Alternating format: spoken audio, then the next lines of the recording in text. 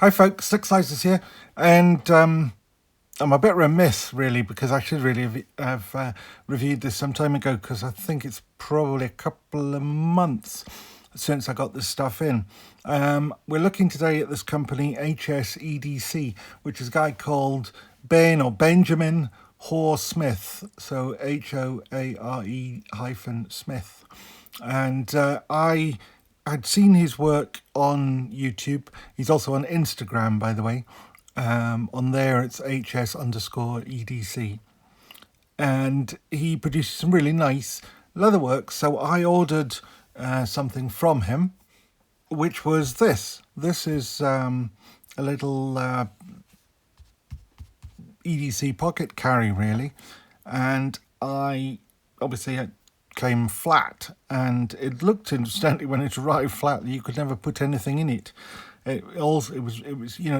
These things come completely flat, and you have to kind of stretch them to put things in. But this leather stretches nicely, but it also seems to shrink back quite nicely as well. You can sort of see that in the way around the back lock of that knife, it's kind of sucked itself back in again.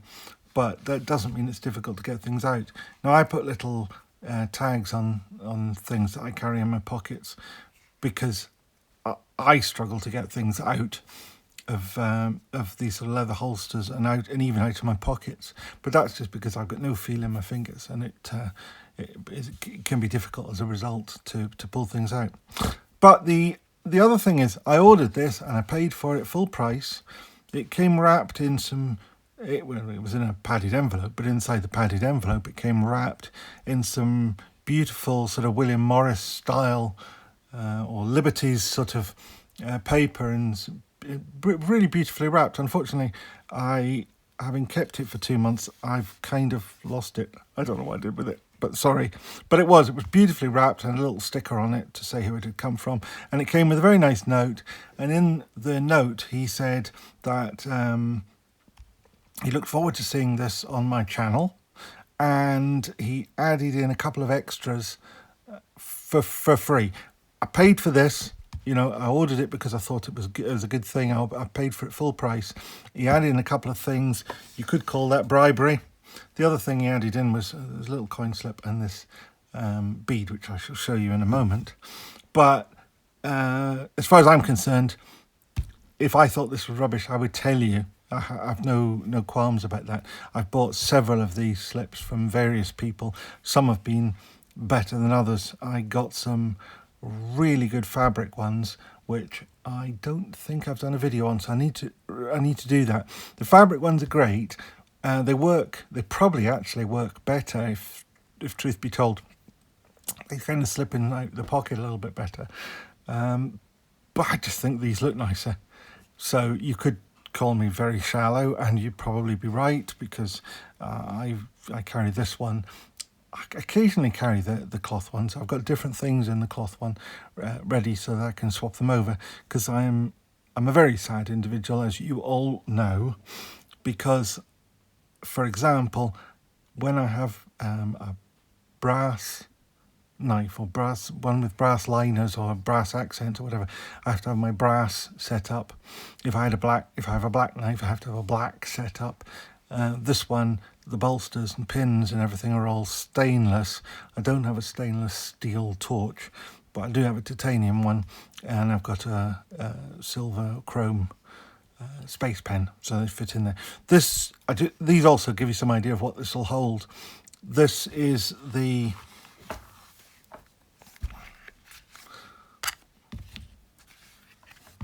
Falkneven TK3, which I've done a video on. I did it as part of my Japanese series. You might think that odd because it's Falkneven, and Falkneven are Swedish, but their knives are all made in Japan. It could be by Moki, but I don't know. Anyway, they tell me it's a trade secret. They won't tell me. But this is a beautiful little knife. There's a black... I can say black plastic. That sounds really bad, but a synthetic scaled version with full synthetic covers rather than the bolsters, called the TK4. This is the TK3, and it's the same blade and the same style of shape of knife. The only difference is that the TK3 comes with bolsters and exotic woods or mother of pearl, whereas the TK4 is just black plastic. Both phenomenal knives. I've a couple of other Falknevens. I really like them. But anyway, that's what's in here. That you could put any of the sort of British Sheffield made sort of standard pocket knives that would fit in there. This is an Olight i3, I think it's called. As I say, in this case, in titanium. I have about 4 of these so that they can match with different things. This one, yes, it's called the i3T EOS. If that means anything to anybody. It's just a little push button on the end. Oh, I'm not very good at showing these things. Torch. It's got 2 settings, AA battery. I prefer the rechargeable ones, I think, but this fits nicely into a pocket carry. Not just this one, but in general into pocket carries it fits well. What this little pouch doesn't have, and at first I thought it was a failing, and then I realised it was actually a blessing, is it doesn't have a little elastic slip down the side to put a pen in. The cloth ones I have, the fabric ones I have do, and that works. They work very well. I have another leather one like this that I bought off eBay, which looked lovely when it arrived, but the elastic just stretched and stretched and stretched, and the pen kept falling out. I bought a clip for my brass one, and it was the brass one that I was using at the time, and that sort of held it in. But you're totally reliant on the clip and not on the pocket pouch to hang on to it, which I just didn't really think was very good. On the other side, I've changed this out, just put a couple of blank cards in there, but there's room for at least a couple of cards and a little bit of cash. So when I go out, that's all I need to carry unless I'm going to do something specific. I usually carry a little bag with all sorts of things in it, sort of medical things that I need, and usually there's a wallet and there's a coin purse and there's a Swiss Army knife, and there's always one of my usual EDC knives, the Enzo, I can't remember now, my brain's gone, the Enzo PK70, which I generally carry one of pretty much wherever I go, and my keys and all sorts of other bits and pieces that I carry. But if I'm going out for the day, I'll still take that. But if I'm just nipping to the shop or going out for a quick snack with my pal down to the Red Barn, I can just throw this in my pocket, and it's got everything that I need as a basic. Do I miss my Swiss Army knife? Probably. Would I miss my medical stuff if I needed it? Definitely. But if I'm just nipping out and I'm not going to be out for very long, this carries everything I need. However, I was told at a young age by my stepfather that you should always have certain things in your pocket, including a penknife, a piece of string, a box of matches, and a £5 note. Now, the £5 note was your last ditch £5 note, money that you wouldn't spend unless you were absolutely on your uppers. And you always say to somebody, if you're down to your last £5 note, they say, have you got any money? I say, no, I haven't. That money is for emergencies and emergencies only. Now, I always found 2 things. 1, £5 doesn't go very far. And 2, I was always dipping my hand in my pocket and spending my £5 note and then finding myself without any last-ditch money. So about 20 years ago, I did something about that, and I set aside a £5 coin. Now, £5 coins in Britain are relatively rare and generally worth more than face value, but you can spend them as £5. You can go to a bank, they will give you £5 in return. You can go into a post office, they'll give you £5 in return. Theoretically, you can go into a shop and you can buy things up to £5. Actually, it's more difficult to spend them than that, and more importantly, it's more difficult to get one back, because you're usually going to pay at least double face value to get one back, certainly if they were in mint condition. Because I want them as my last ditch money, I carried one, and then I found a second one, so I carried 2. And it happens that they fit perfectly into this little pouch that is really for a challenge coin. Now, I wouldn't have ordered this because I'm not into challenge coins. They're of no interest to me. However, I just wondered whether my £5 coins would fit. Whether one would fit, or preferably both would fit. Now, I don't know if I can get these out of here with any degree of ease. Truth is, no, not with any degree of ease, but that actually suits me absolutely fine, because since I put them in here, I haven't taken them out, and I had no intention of doing so, but they do come out with a bit of effort. Second one will probably come out rather easier, although maybe not. So these are coins of the realm.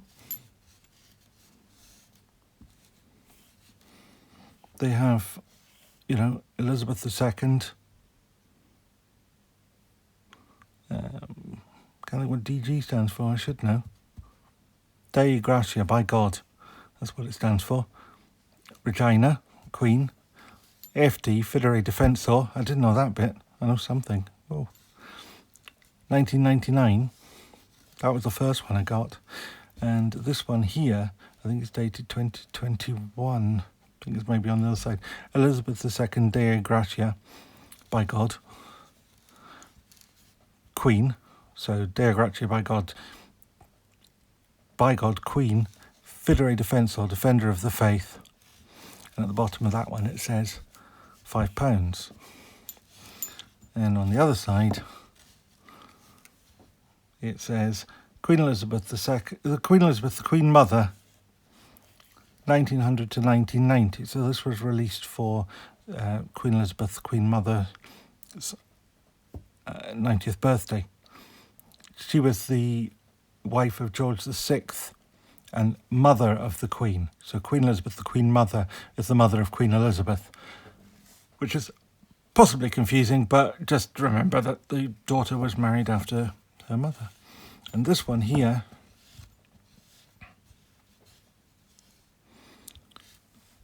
this was just I think to celebrate the millennium, 1999 to 2000, Anno Domini, so the 2000 year, the double millennia from the birth of Christ. Although, of course, anybody who knows anything of their Bible history, and I owe this to Sun Tzu more than to Jesus Christ. One ought to know one's enemy. However, the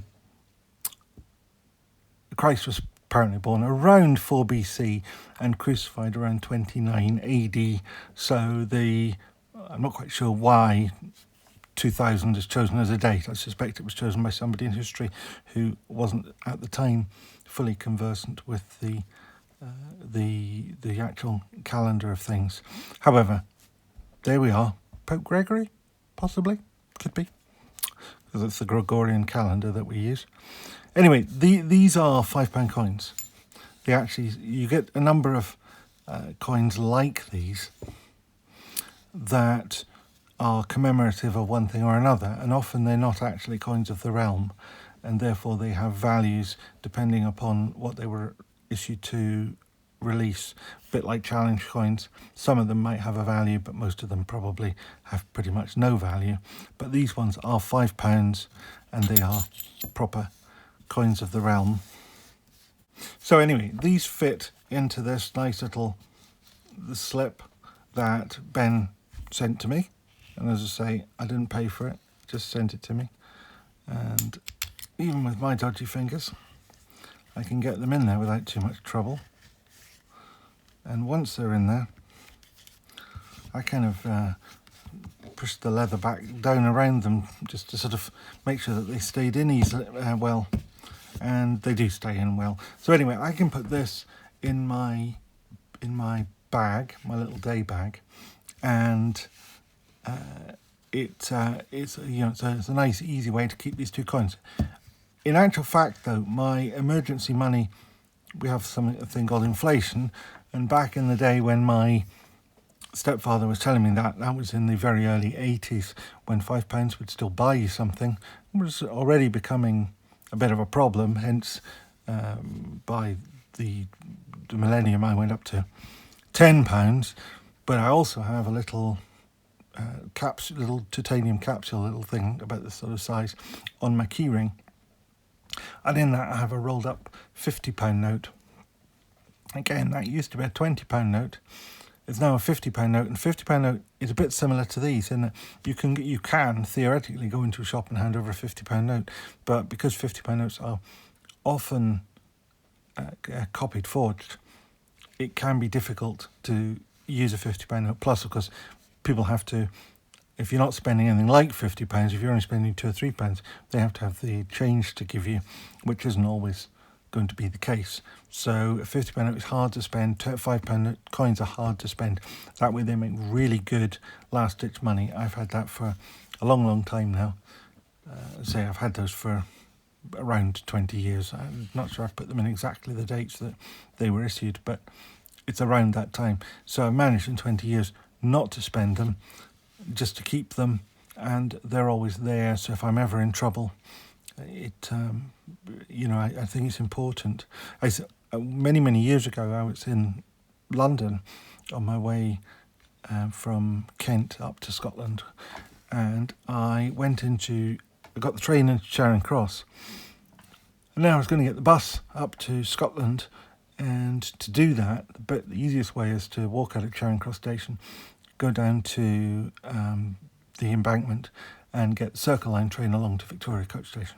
And I'd done this many times since I was about 12. I was quite capable of getting off the train, going down there and getting on the underground, and then getting the coach up to Scotland. And I would get met in Scotland at the side of a road by my mother and my stepfather in a car, and they'd pick me up and take me home. So I'd done this so many times. And one day, for reasons I will never really understand, instead of walking down Villiers Street to the embankment, I went down into the underground station under Charing Cross Station. And it's not on the Circle Line. So all you can do when you go down there is get the train effectively due south, one stop, which is about 200 or 300 yards, to the embankment, change at the embankment, and get the other train. Now, it's much quicker to walk out the side entrance of Charing Cross, down Villiers Street, and into the embankment than it is to find your way all the way through the underground at Charing Cross. You've already walked as far by the time you got to the platform as if you'd walked to the embankment. Then you get the train down, then you've got to change, you've got to wander about the embankment station until you find the Circle Line. Anyway, I did this. Of course, immediately I get down into the station, I'm walking down towards the platform, and I realise I've done a stupid thing, but I'm already here, so what's the point? Anyway, 3 guys then grabbed me and threw me up against a wall. One had my throat, and the others each had one hand, and they wanted my wallet. In my wallet was my train tickets, my bus tickets, my cash card, in those cases we had check guarantee cards, and my cash. And I realised that if I handed over that wallet, this is sort of 7 or 8 o'clock at night in London. We didn't have mobile phones in those days, although they'd probably have taken us well if they wanted it. If I handed them my wallet, I would have found myself stuck in London with no cash, no way to get cash, no way I couldn't write a cheque.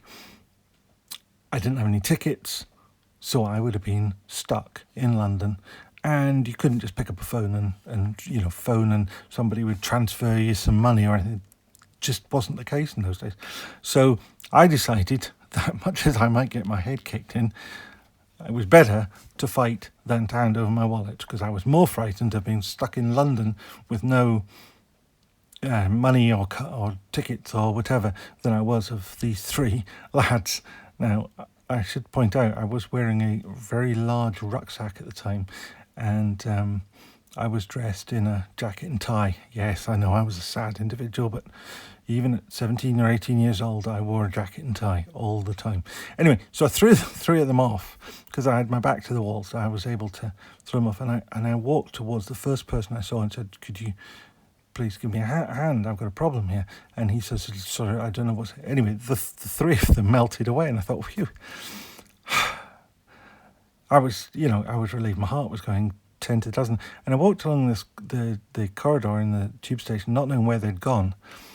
and walked around the corner, and I walked into a group of a dozen people from school that were travelling together that I wasn't expecting to see. I didn't know they were there. Just a total coincidence. And in London, you know, a city of 10 million people or whatever it is, it doesn't happen that you just walk into a group of people that you know. Anyway, cut a long story short, I went with them and I ended up doing a tour of much of London to get what should have been a few stops along the Circle Line. Anyway, I learnt from that it's a good idea not to have everything all in one place at one time. So keeping your emergency cash separate, keeping your train tickets and bus tickets, which are of no value to anybody else but important to you, separate to your wallet. And you check guarantee card, and well, now we don't have, we just have debit cards. You don't have checkbooks and all of it, and cash cards and all of that, debit cards and credit cards. So keeping a few things separate and having a wallet that you can hand over that has effectively nothing of value in it, a few quid perhaps, and a couple of cards that may be out of date or certainly close to expiry. That sort of thing is a good idea because you can hand them over and, you know, walk away. So keeping this separate cash was a good idea. My stepfather was not a fool. He was a very clever man, and it was a good thing to do. Now this video is running away because I'm telling you stupid anecdotes about my childhood, which or my youth, which mean nothing to anybody. The other thing that was in here, Ben also does sort of pry bars and things, but he also does beads, and this bead was in here, and it's really nice little, I don't know, brass or bronze, I'm not sure. I think it's, I don't know, it's brass or bronze. It's one or the other. Because he sent it and I didn't order it, I didn't have any way to know what it was. It came on a little leather thong with a single snake knot in the end. Now, I was hoping I could put this through a lanyard hole and double it round. I turned out I couldn't. There was nothing I had that had a hole that was big enough to fit that cord through doubled. So I untied the snake knot, pulled the bead off, pushed it through this, which is my Benchmade Baylite. There's a video on that somewhere here. I really, really like this knife. I converted it to left hand, and in doing so, put a nasty scratch there on the side, which is the downside to these aluminium knives, but this is in CPM M4. Lovely, lovely knife. Really, really useful, and very ambidextrous, which is important to me. Anyway, so I put the bead through, I put the cord back through the bead and retied the snake knot, and of course it's sort of stretched into shape because it's leather. It was quite easy to get it reseated exactly as it was. I really like this leather that he uses, and I need to ask him where you get it from. It's possible that he cuts it himself out of sheets of leather, but it's very pliable, very what's the word? Well, it bends and it's soft, unlike the cordage, the leather cordage that I've got, which tends to be a bit brutal, makes rather large knots. This makes rather a nice little, nice little snake knot. Anyway, it's a really nice bead. It's quite heavy, and it, as I say, with the soft leather, the way it sort of folds, it's really nice. Anyway, I like that. I have no idea what the cost because he didn't charge me for it. He just sent it in with this package, as I say, all very nicely wrapped. So, and they're not listed separately on his Etsy page. You know, incidentally, if I haven't said it already, you can find him on Etsy, and it's just HSEDC, Hotel Sierra Echo Delta Charlie, just as capital letters, and it comes up, and his name is on there, Benjamin Hoare-Smith, which is where you'll find him. So, thank you, Ben, for sending me these bits and pieces that I didn't pay for. Thank you very much for making me a really good pocket pouch that I did pay for. I think the cost is about £40, including free UK delivery. And looking on his Etsy page today, he's only got one left, although he's myriad of other designs. So if you don't like that one, I'm sure you'll find a different one that you do like. Really well made. I've had this in my pocket now for a couple of months. It's starting to look a bit bashed and bruised, but that's the beauty of leather. It wears in rather than wears out. And I think, a little bit of a cloth and a quick buff up with some sort of leather food type thing, rather than polishing it with a brush and shoe polish. I think it would probably just need a brush up with some sort of liquid spray on or bottled leather food. It would come back to its beautiful original shape. And also, as I say, if you take things out, I've had different knives in here, and you put a different one in, it conforms to the shape of that knife pretty quickly. And if you take them out and leave them out, it shrinks back eventually. It doesn't shrink back as immediately as it did when it was new, but it does shrink back. And these light spots that you get around the edges, they seem to sort of fade slightly back into the brown. When you first stretch it, it ends up with really quite light yellow edges to everything, but given a bit of time, it all sort of fades back into the brown, this uniform colour, which I think is really, really smart. So I have gone on way too long about these products. I took too long to do it. I've taken too long to say it. But thank you, Ben. Anybody wants to get any of this stuff, Etsy's the place to go, HSEDC, and good luck to you. Thank you all very much for watching. If you like this stuff, I know this is a bit of an advert really, but please give it a thumbs up. And if you want to see some more stuff, then please subscribe and remember to ring the bell if you want notifications of what's coming up. Thank you very much. Bye.